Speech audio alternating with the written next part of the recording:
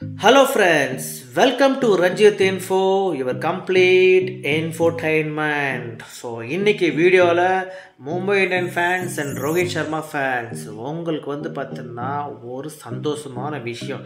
Already உங்களுக்கு என்னன்னு தெரிஞ்சிருக்கும், இருந்தாலும் நான் சொல்கிறேன். ரோஹித் சர்மா தலைவர் பேக் டு ஃபார்ம்ங்க. விட்டடி ஏன் விட்டடி இல்லைங்க, மரண அடி, சும்மா பேக் டு ஃபார்ம் தலைவர் ரோஹித் சர்மா. நிறைய பேர் India vs Afghanistan cricket match சீரீஸை பார்த்துருப்பீங்க. ஸோ நானும் அதே மாதிரி தான் பார்த்தேன். ஸோ இதில் நிறைய பேர் மும்பை இந்தியன்ஸ் ஃபேன்ஸும் முக்கியமாக இதை கவனித்து பார்த்துருப்பாங்க, ரோஹித் சர்மா ஃபேன்ஸும் பார்த்துருப்பாங்க. அது முக்கியமான காரணம் பார்த்தீங்கன்னா, ரோஹித் சர்மா ரொம்ப நாள் கழிச்சு பார்த்தீங்கன்னா T20 மேட்ச்சில் விளையாடுறாரு இந்த சீரீஸில். அதுவும் இந்த சீரீஸில் பார்த்தீங்கன்னா ரொம்ப ஆவலாக எதிர்பார்த்த ஃபேன்ஸ்க்கெல்லாம் ஒரு சோக செய்தி. உங்களுக்கு ஆல்ரெடி தெரியும், ஃபர்ஸ்ட் 2 மேட்ச்லையுமே ரோஹித் சர்மா டக் அவுட் ஆனார்.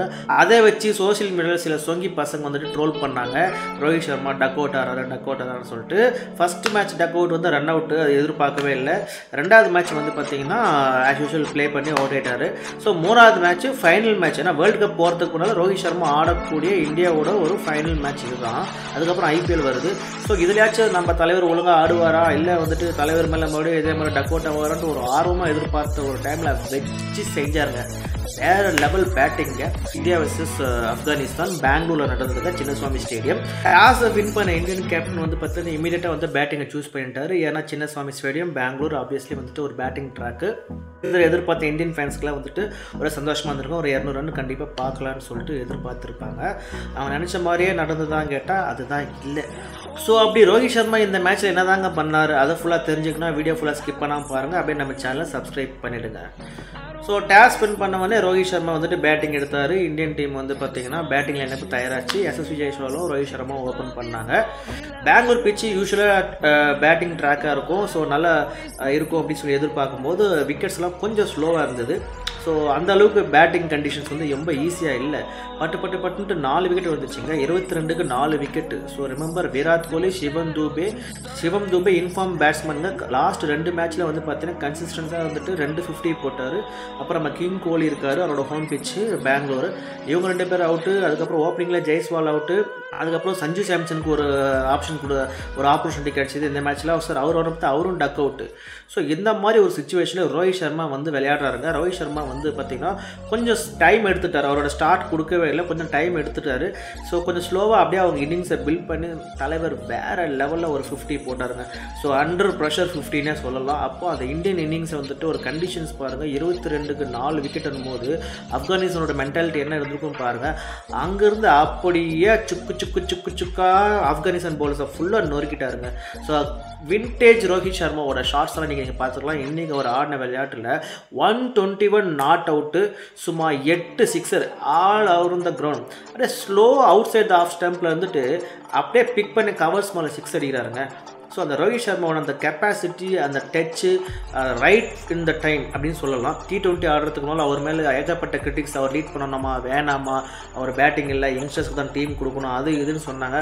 அவங்களுக்கெல்லாம் மூஞ்சில் கறி பூசுகிற மாதிரியே நான் இன்னும் இருக்கேன்டா, நான் வச்சு செய்கிறவா அவங்களெல்லாம் சொல்லிட்டு அவர் ப்ரூவ் பண்ணிட்டார் வேர்ல்டுக்கு. So Rohit Sharma is back to form. இந்த நேரத்தில் நம்ம ரிங்கி சிங்கை அப்ரிஷியேட் பண்ணி ஆகணுங்க. ஸோ அவர் ரைட் டவுன் த ட்ராக்ல வந்தார். அவர் ஒரு பெஸ்ட் ஃபினிஷராக இந்தியாவுக்கு மாறுறது நம்மளுக்கு ஈஸியாகவே தெரியுது. ஸோ அவரை பார்த்தீங்கன்னா ஒரு 39 பால்ஸ் 69 ரன்ஸ் அடிக்கிறாரு, 2 சிக்ஸர். ஸோ அவர் பார்த்தீங்கன்னா ரோஹித் சர்மாவுக்கு கூடவே அந்த இன்னிங்ஸ் பில்ட் பண்ணும்போது ரொம்ப சூப்பராக இருந்தது. 2 பேருமே அப்படியே கடைசி வரைக்கும் நாட் அவுட்டுங்க. அப்படியே லாஸ்ட் வரைக்கும் கேமை கொண்டு போனாங்க. ஸோ அதனால தான் இந்தியா 200+ ஸ்கோர்ஸ் ஸ்கோர் பண்ண முடிஞ்சது. ஏன்னா சின்னசுவாமி ஸ்டேடியம் கிரவுண்ட் ரொம்ப சின்னது. ஆப்கானிஸ்தான் அவ்வளோ லேசாக விட முடியாது. ஸோ அவங்களும் பார்த்தீங்கன்னா வச்சு செய்ய ரெடியாக தான் இருந்தாங்க இந்தியாவை. பட் ஆப்வியஸ்லி அந்த ரோஹித் சர்மாவோட அந்த எக்ஸ்ட்ரா 20 ரன்ஸ் செஞ்சுரி ஸ்கோர் பண்ண அப்புறம் 121 ரன்ஸ் அவர் அடிச்சது, அந்த எக்ஸ்ட்ரா ரன்ஸ் பார்த்தீங்கன்னா இந்தியாவுக்கு ரொம்ப யூஸ்ஃபுல்லாக இருந்தது. சரிப்பா இந்தியா தான் 200 ரன் அடிச்சிச்சு அப்படின்னு சொல்லிட்டு டிவி ஆஃப் பண்ணிட்டு போகலான்னு பார்த்தா அதுதான் இல்லை. ஏன்னா ஆப்கானிஸ்தான் அவ்வளோ லேசாக எடுக்க முடியாது. ப்ளஸ் ரோஹித் சர்மா செஞ்சுரி போட்டிருக்காரு. ஸோ இந்த மேட்சை எப்படியோ நம்ம வின் பண்ணணும்னு சொல்லிட்டு ஆர்வம் உட்காந்து பார்த்தா நம்ம எதிர்பார்த்த மாதிரி ஆப்கானிஸ்தான் பேட்ஸ்மேன் வச்சு செய்ய ஆரம்பிச்சிட்டாங்க. உங்களுக்கே தெரியும் இந்தியன் பவுலிங் லைனப்பில் பார்த்தீங்கன்னா பும்ரா கிடையாது, ஷம்மி கிடையாது. ஸோ உங்களுக்கே தெரியும் இந்தியன் டீமில் சீனியர் பவுலர்ஸ்லாம் யாருமே கிடையாது. ஆவேஷ் கான், முகேஷ் குமார், சிவம் தூபே, குல்தீப் யாதவ், பட் ஸ்பின்னர்ஸில் பார்த்தீங்கன்னா வாஷிங்டன் சுந்தர், ரவி பிஷ்ணா இவங்களுக்கு தான் ஆப்பர்ச்சுனிட்டி கொடுத்தார். ஏன்னா ரோஹித் சர்மா மேட்ச் ஆரம்பித்து முன்னாடியே சொல்லிட்டாரு நான் வந்துட்டு இந்த டீமை வச்சு நான் டெஸ்ட் பண்ண போகிறேன், வேர்ல்ட் கப் போகிறதுக்கு நல்லா சில ட்ரையல்ஸாக பண்ண போகிறேன் அப்படின்னு சொல்லியிருந்தாரு. அதுக்கேற்ற மாதிரியே போலர்ஸை நம்பி போனாங்க. அந்த பவுலிங் டிபார்ட்மெண்ட் வந்து பார்த்தீங்கன்னா அந்த எக்ஸ்பீரியன்ஸ், லேக் ஆஃப் எக்ஸ்பீரியன்ஸை கிளியராக காட்டினாங்க. ஸோ ஒரு பக்கம் வந்துட்டு ஆப்கானிஸ்தான் பேட்ஸ்மேனுக்கு கிரெடிட் கொடுத்தே ஆகிறாங்க. வேறு டபுள் பேட்டிங்க, குர்பாஸா சரி, நபியா சரி, அப்படியே வந்த ஸ்லாட்லேருந்து வச்சு செய்ய ஆரம்பிச்சிட்டாங்க. ஒரு பாயிண்டில் வந்து பார்த்தீங்கன்னா அவங்க தோற்றுருவாங்க அப்படின்னு நினச்சிருந்தோம். ஒரு 50 பால்ஸ்க்கு 110 ரன்ஸ் கிட்ட தேவைப்படுது.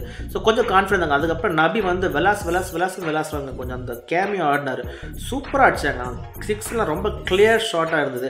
ஸோ அப்போ இந்தியன் பவுலர்ஸ்லாம் வந்து செதற விட்டாங்கன்னு தான் சொல்லணும். ஒன்றும் ரொம்ப சொல்லிக்கிற அளவுக்கு வேறு லெவல் பர்ஃபார்மன்ஸ்லாம் ஒன்றும் கிடையாது. அதோட 19th ஓவருக்கு வந்துட்டு ஆப்கானிஸ்தான் 194 ரீச் ஆகிட்டாங்க. முகேஷ் குமார் கிட்ட பவுலிங் கொடுக்குறாங்க. அவருக்கு வந்து பார்த்தீங்கன்னா லாஸ்ட் ஓவரில் 18 ரன் டிஃபெண்ட் பண்ணணும்.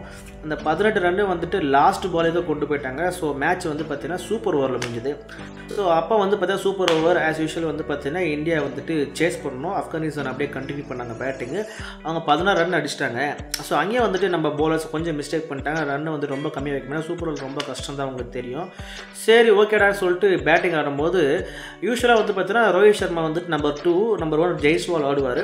ஆனால் இந்த தலைவர் வந்துட்டு வேறு லெவலில் வச்சு செஞ்சாருங்க. நான் வந்து ஓப்பன் பண்ணுறேன், ஜெய்ஸ்வாலை வந்துட்டு ரன்னர் நம்பர் 2க்கு போய் ஆடு அப்படின்னு சொல்லிட்டு அவர் வந்து ஓப்பன் பண்ணி ஆடுறாருங்க. சூப்பர் ஓவரில் ஃபர்ஸ்ட் பாலர் ரோஹித் சர்மா ஒரு சான்ஸ் தான் மிஸ் பண்ணிட்டாரு. சார் சிங்கிள் விட்டாங்க. ஜெய்ஸ்வால் வந்துட்டு அவரும் ஒரு சிங்கிள் எடுத்து கொடுத்தாரு. என்னடா வந்துட்டு 4 பாலில் வந்து பார்த்தீங்கன்னா கிட்டத்தட்ட நம்ம ஒரு 14 ரன்ஸ் தேவைடும் போது ரோஹித் சர்மா அடுத்த 2 பால் நான் இருக்கேன்டான்ற மாதிரி வச்சு செஞ்சாருங்க. 2 6. ஸோ அவ்வளோதான், கம்ப்ளீட்டாக வந்து ப்ரெஷர் ஷிஃப்டட் டு ஆப்கானிஸ்தான். அதுக்கப்புறம் ஸோ 2 பால் இருக்குது. ரோஹித் சர்மா வந்து ஆடுறாரு. ரோஹித் சர்மா வந்துட்டு ஒரு சிங்கிள் எடுத்துகிட்டு அந்த பக்கம் போயிட்டார். அதுக்கப்புறம் ரிட்டையர்ட் அவுட் ஆனார். ஃபீல்டு விட்டு வெளில போனார். ரிங்கு சிங்கை உள்ளே கொண்டு வந்தார். ரொம்ப சூப்பரான ஒரு கேப்டன்சி அங்கேயே வந்துட்டு. ஏன்னா கொஞ்சம் ஃபாஸ்ட்டாக ஓடுறவங்க லாஸ்ட் பாலுக்கு தான் யூஸ்ஃபுல்லாக இருக்கும் அப்படின்னு ஒரு திங்க் பண்ணி வந்துட்டு கொண்டு வந்தார். ஸோ ரிங்கு சிங் வந்து பார்த்திங்கன்னா லாஸ்ட்டில் வந்து பார்த்திங்கன்னா 2 எடுத்தா வின்னு, 1 எடுத்தா ட்ரா. ஸோ ஜெய்ஸ்வால் ஆடுறாரு, மிஸ் பண்ணிட்டாங்க. உடனே ரிங்கு சிங் ஓடிட்டாருங்க. ஸோ மேட்ச் வந்து டை. ஸோ இந்த இடத்துல ரோஹித் சர்மாவோட கேப்டன்சி வேறு லெவல் இருந்தது. சரி வந்து பார்த்திங்கன்னா 2வது சூப்பர் ஓவர் போகுது. ஸோ ரொம்ப நாள் கழிச்சு 2வது சூப்பர் ஓவர் ஐபிஎல்லில் பார்த்தோன்னு நினைக்கிறேன். மும்பை இந்தியன்ஸ் வெர்சஸ் ஜிடின்னு நினைக்கிறேன். பும்ராவும் ஷமியும் கலக்கிருப்பாங்க. ஸோ அதுக்கப்புறம் ரொம்ப நாள் கழிச்சு வந்துட்டு ஒரு செகண்ட் சூப்பர் ஓவரில் இந்த வாட்டி வந்து பார்த்திங்கன்னா இந்தியா வந்துட்டு ஃபர்ஸ்ட் பேட்டிங் ஆடுறாங்க. ஸோ பவுலிங்கில் மட்டும் போட்ட பவுலர்ஸை மறுபடியும் போடக்கூடாது. ஸோ அதனால் இந்தியா ஃபர்ஸ்ட் பேட்டிங் ஆடும்போது மறுபடியும் வந்து பார்த்திங்கன்னா ரிங்கு சிங் அண்ட் ரோஹித் சர்மா உள்ளே வராங்க. ஜெய்ஸ்வால் வருவார்னு எதிர்பார்த்தா ஜெய்ஸ்வால் வரல. 3வது வந்து சஞ்சு சாம்சங் வராரு. 2வது சூப்பர் ஓவரில் ரோஹித் சர்மா தான் வந்து 6 அடிக்கிறாரு. அதுக்கப்புறம் வந்து பார்த்தீங்கன்னா கஷ்டப்பட்டு அப்படி இப்படி கொண்டு வந்து 11 ரன்ஸ் கொண்டு வராங்க. 12 அடிச்சா வின் அப்படின்ற பொசிஷனுக்கு ஆப்கானிஸ்தான் வராங்க. யார் இந்த சூப்பர் ஓவர் போடுவா அப்படின்ட்டு ஒரு கொஸ்டின் மார்க் வருது. ஆல்ரெடி வந்துட்டு முகேஷ் குமார் போட்டாச்சு, போட முடியாது. ஆவேஷ் கானா அப்படின்னு சொல்லி யோசிக்கும் போது அங்கே தான் வச்சா பார் ஆப்ன்ற மாதிரி. ஒரு பக்கம் ஆவேஷ் கான், ஒரு பக்கம் ரவி பிஷ்னாய், 2 பேருக்குமே வந்துட்டு ப்ராக்டிஸ் பண்ணுறாங்க. யார் கொடுக்குறோன்னு பார்த்தா வெச்சாம்பார் டெஸ்ட்ன்ற மாதிரி தலைவர் கூட்டு வந்து ரவி பிஷ்னாய் கொடுக்குறாங்க.